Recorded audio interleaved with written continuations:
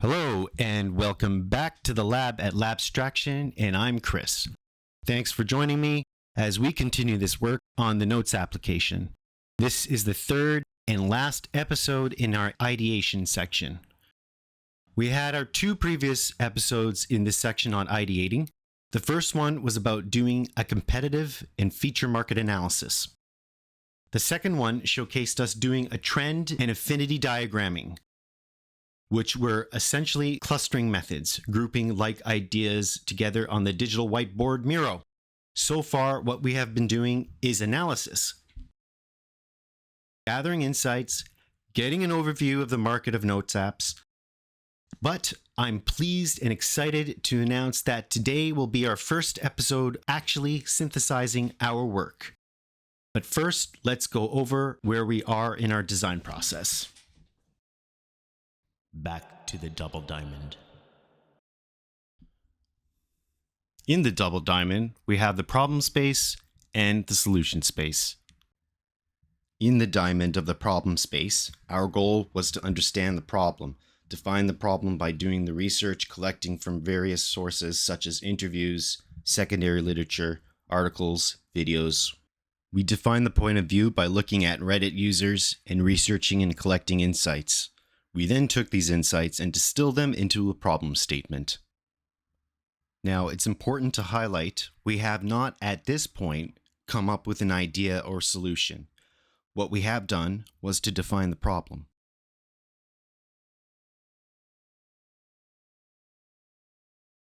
Where the diamond is fanning out is where you are exploring that space. Just like in the first diamond, we were exploring the many views and perspectives of users in the problem space. In this beginning point of the second diamond, we are at the point of exploring solutions in the solution space, which culminates into a final sketch, a prototype. In effect, we are getting the right design through testing.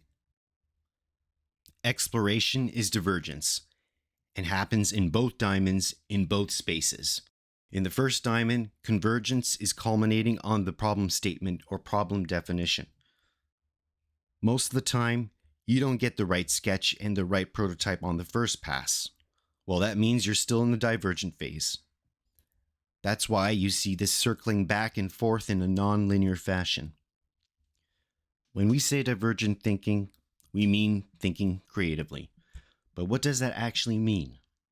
You may have some ideas about a lone romantic genius like Beethoven in a quiet, dark study aided only by candlelight, with only the incessant scratches of his quill on paper to soothe him. I don't think these images has ever helped anyone. In truth, I say the creative process is messy, frenzied, slow, painful, sublime, numinous, horrifying, hurried, can be fun done alone, and especially fun done in a group. But what I want you to come away with is just getting as many of your wild and crazy ideas down as possible without any critical filter.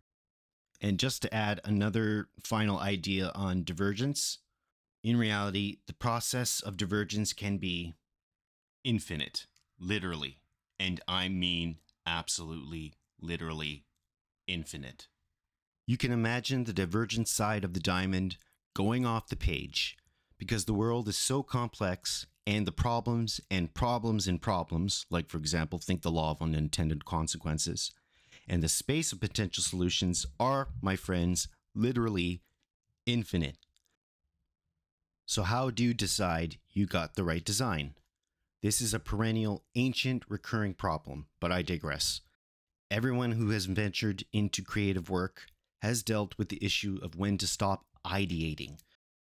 You have to choose a list of potential solutions or definitions, and hopefully you have a good team working with you who can vote on some of the best ones.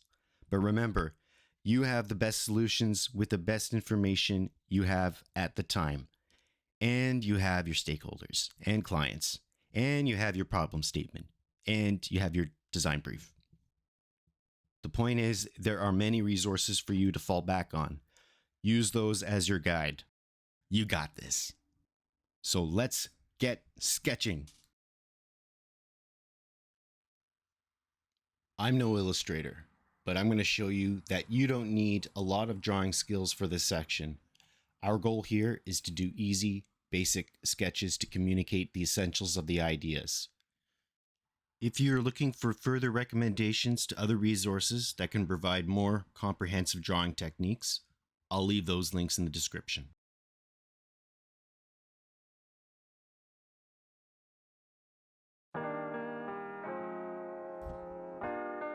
Alright guys, so you're going to need some paper, any types of paper. Use different forms of paper, use different pads with different weights.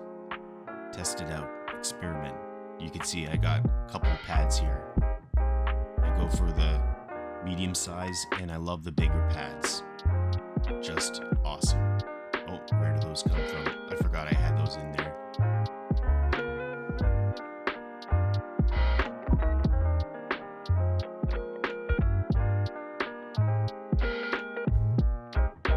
Oh yeah, this one is a nice one. Very big. Yeah, love it. Oh, I love the feel of the paper. You're gonna love the feel of the paper too.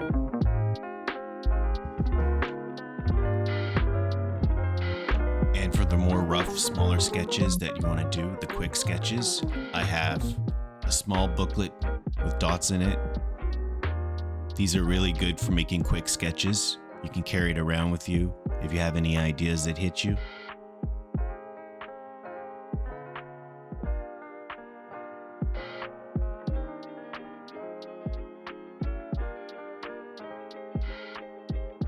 And it's always good to have a booklet with templates for different screen sizes.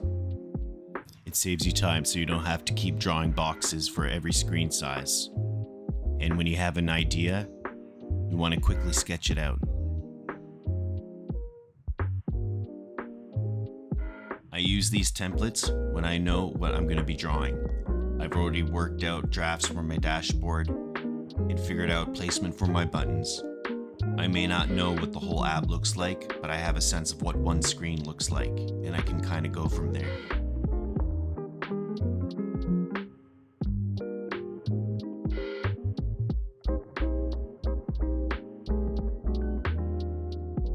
I don't want to forget the post-it notes. Always have more post-it notes with you. Sometimes it's easier to verbalize an idea. You can sketch it out later.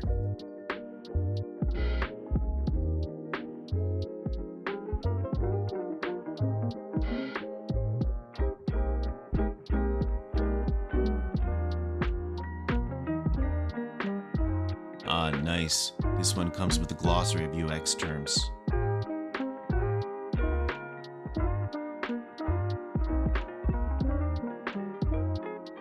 And don't forget our pens and markers. One grayscale marker for adding shadow and shade. 2 fine tip Sharpie markers for finer details. Use a thicker marker for adding dimension and depth to your sketches. And 1 ballpoint pen and one other colored marker for adding special details.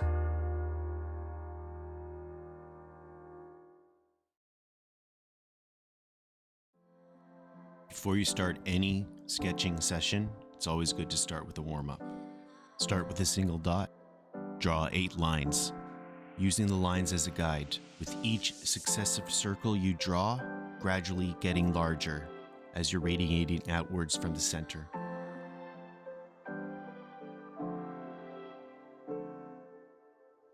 For this exercise, draw 2 dots with some space in between and try to connect them.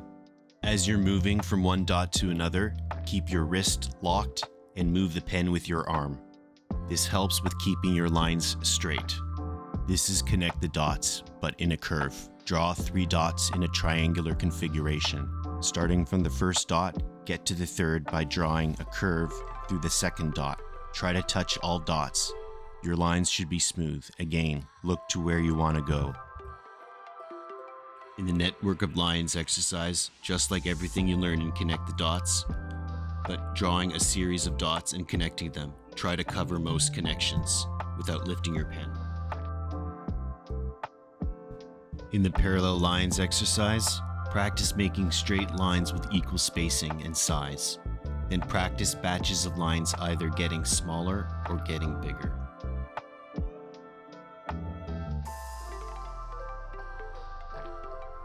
Using guidelines, make circles in any repeating pattern, but strive for close to perfect circles. Then practice going over those circles.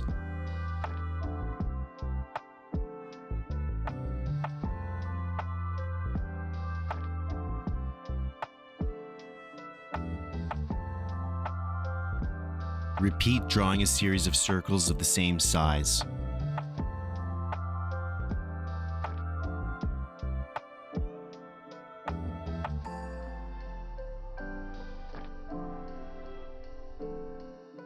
Draw a line of circles, and with each circle, get successively larger or get successively bigger.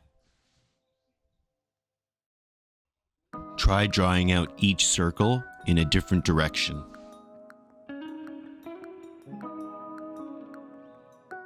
Practice perfect circles, as perfect as you can get them, but start with circular motions above the paper. And as you get closer to the paper, continue those circular motions. For extra warm-up, start with spiral shapes, different sizes, different directions. Don't forget your squares. It's always a good idea to practice your squares.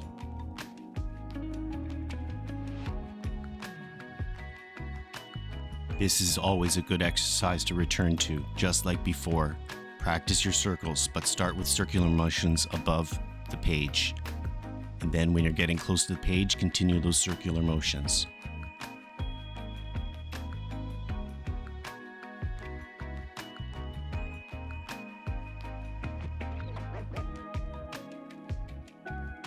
Do the same with ellipses, but draw your major axes first as your guide.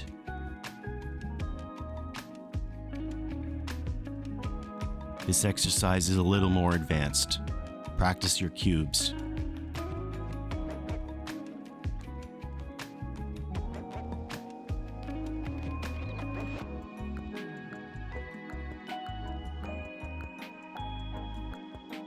After you practiced your circles and ellipses, you can move on to spheres. But for this exercise, you have to be careful with your line weight. For the edges of the ellipses that's in the front, draw darker, press harder. Practicing your line weight will help with perspective. Don't forget your major axes.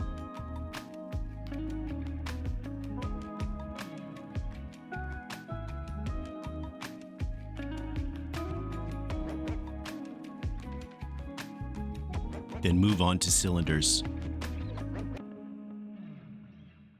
When you feel you're all warmed up, move on to your rough sketches.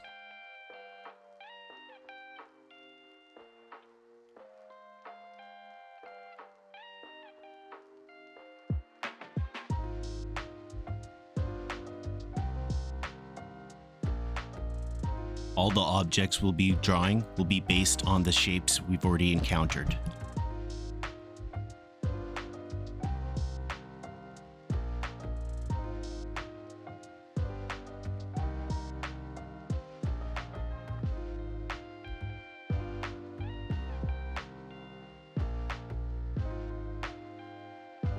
Now we'll be moving on to the screen elements.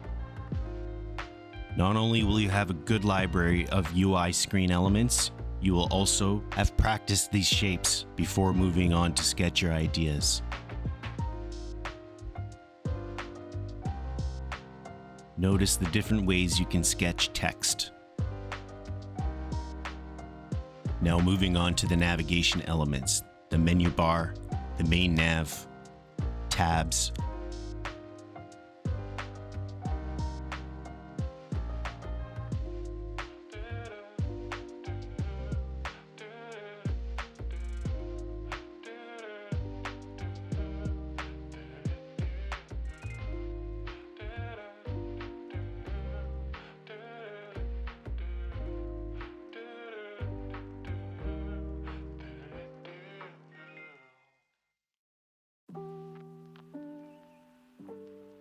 And notice how each form element and other UI elements are built upon the primitive shapes.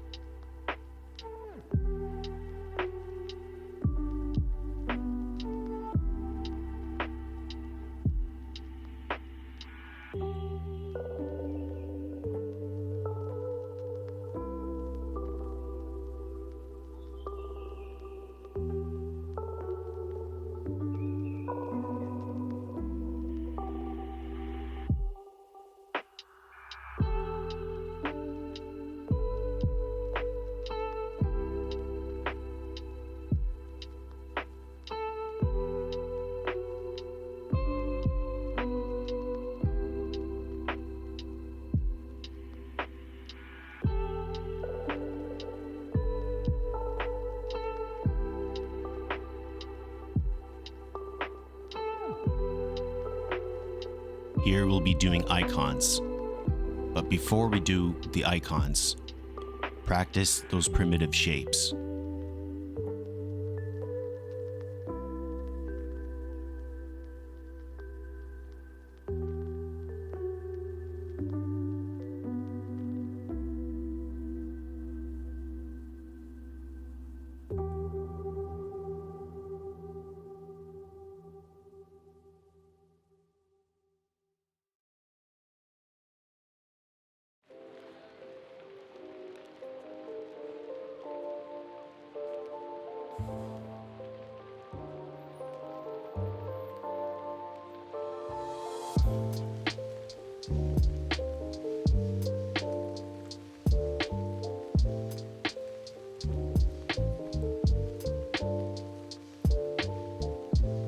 Then we have icons containing squares.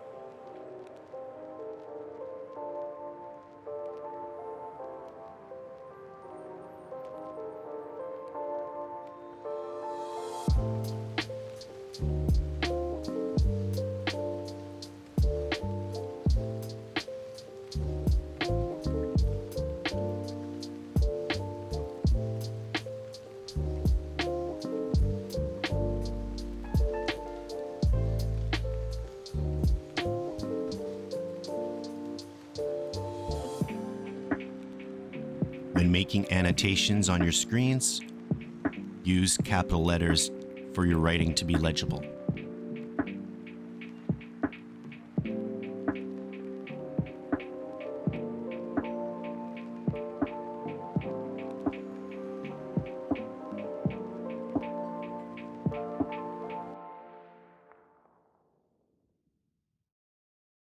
You should always be able to articulate your design decisions.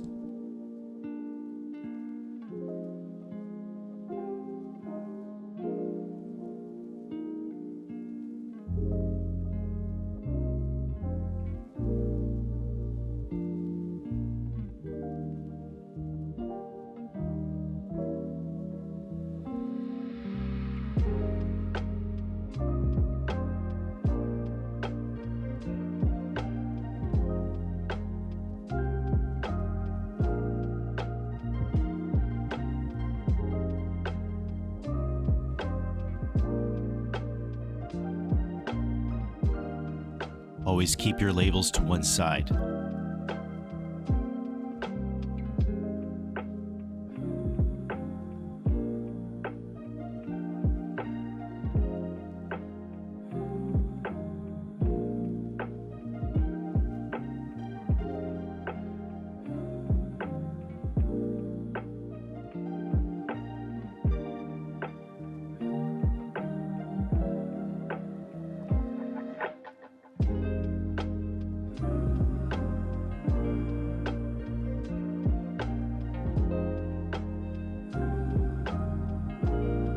I love this bit.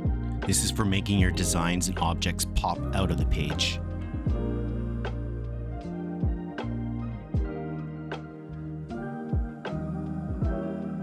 And it helps with your audience to see and indicate what is clickable.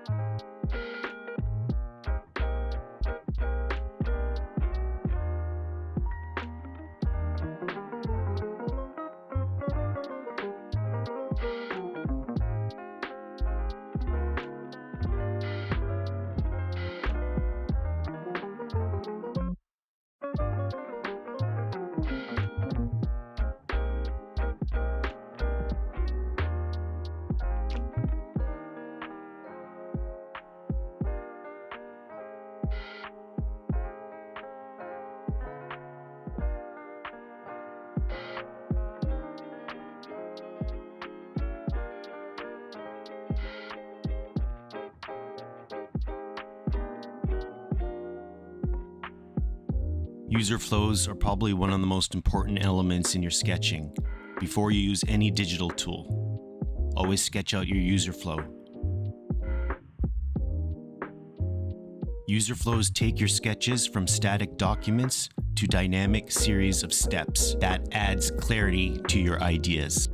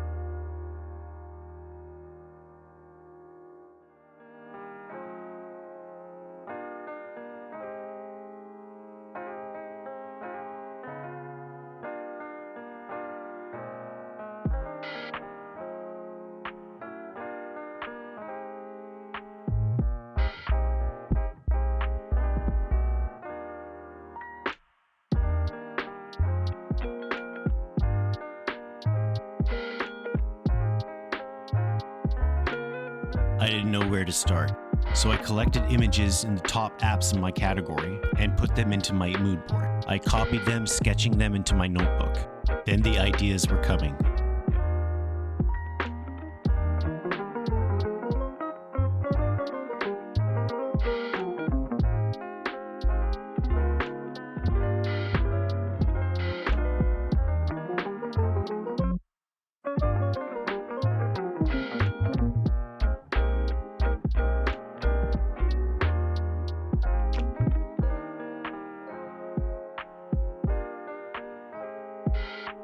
These are the rough sketches.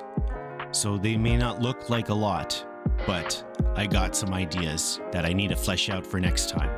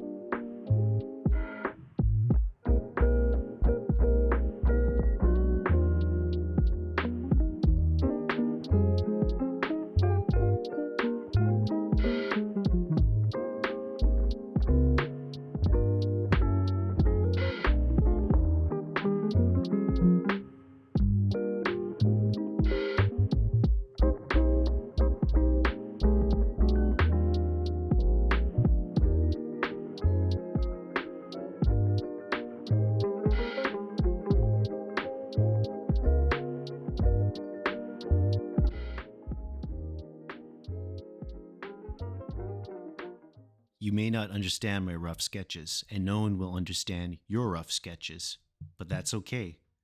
It is for yourself to understand. However, eventually you'll need to make refined sketches for whomever you'll be handing it off to. I'll be making refined sketches with the UI Sketching Templates book and be making a paper prototype and testing it before doing the information architecture. This video took a lot of planning, and I wanted to make sure I had some semblance of an idea for the app before making this video. Thanks for everyone making it this far with me. Please like and subscribe. It helps me out a lot. And see you next time.